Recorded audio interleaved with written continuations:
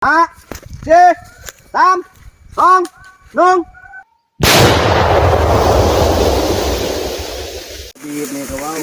นี่จะเป็นการเช็คความพร้อมและก็ปรึกษาแผนก่อนการระเบิดของทีมงานเนาะทำลายระเบิด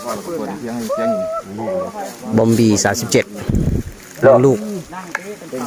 ของโครงการก่อสร้างสายส่ง230 kV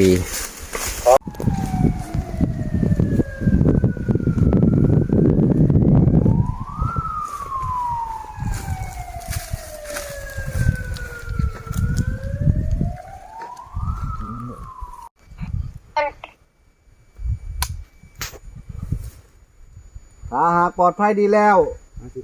ซอกเข่าหาชิงกระบังและรอฟังเสียงนับเปลี่ยน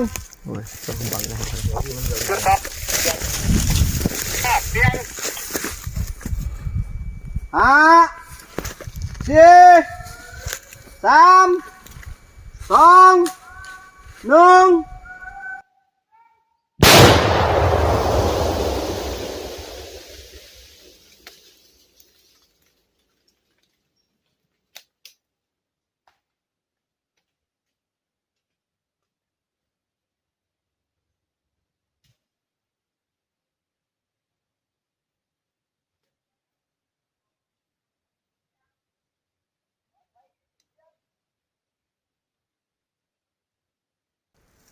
ปลอดภัยดีเปลี่ยนครับผมบอกว่าเอาเข้าไปกดก่อนจุดที่เปลี่ยนปลอดภัยดีแล้วรักษาความปลอดภัยไว้คือเก่าตอนนี้กำลังยางไปกวดหาจุดยิงเปลี่ยนเนี่ยนำไปช่วยเคลียร์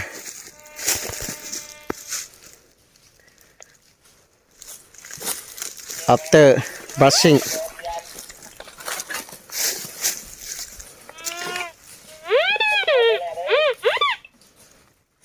เจอสะเก็ดระเบิด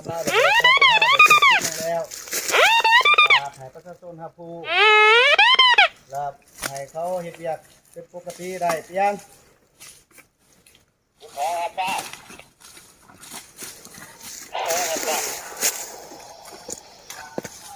เสียงดังฟังชัด